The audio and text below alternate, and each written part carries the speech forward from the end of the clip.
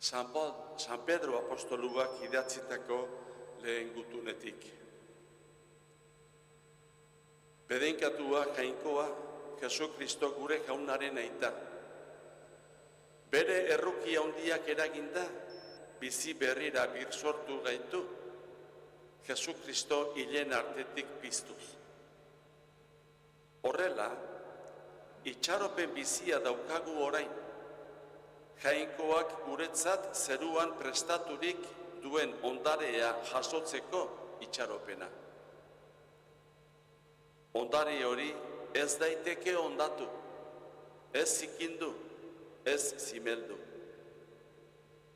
Zuentzat ere prestatua du jainkoak.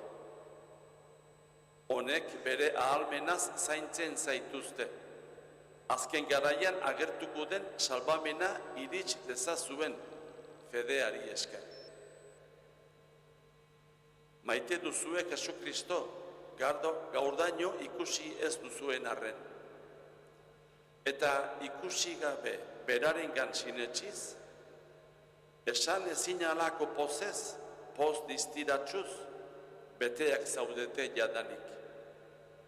Zeuen fedearen helburua, zeuen salbamena iristen duzuelako. Jaunak esana.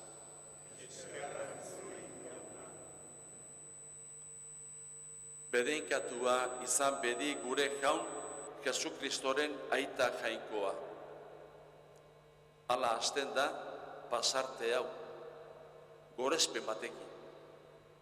Jainkoaren handitasuna eta bere ekintza miragarriak aitortuz.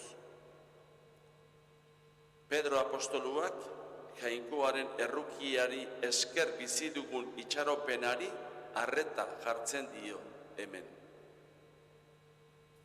Jainkoaren maitasun eta onginai neurri gabekoa nabarmentzen da hemen.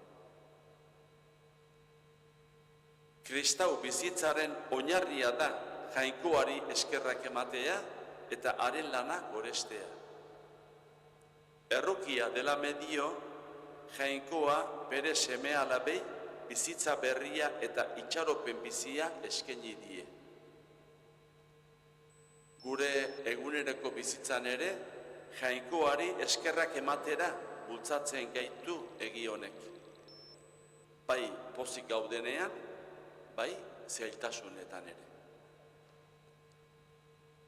Kristoren piztuera, Kristau fedearen erdigunea da. Hemen, Pedrok itxaropen bizia aipatzen du. Hau da, hilezkortasunera eta jainkoarekin betiko elkartzera bideratuko gaituen itxaropen bizi eta aktiboa. Kristoren piztuerak gure bizitzari norabide berri bat ematen dio.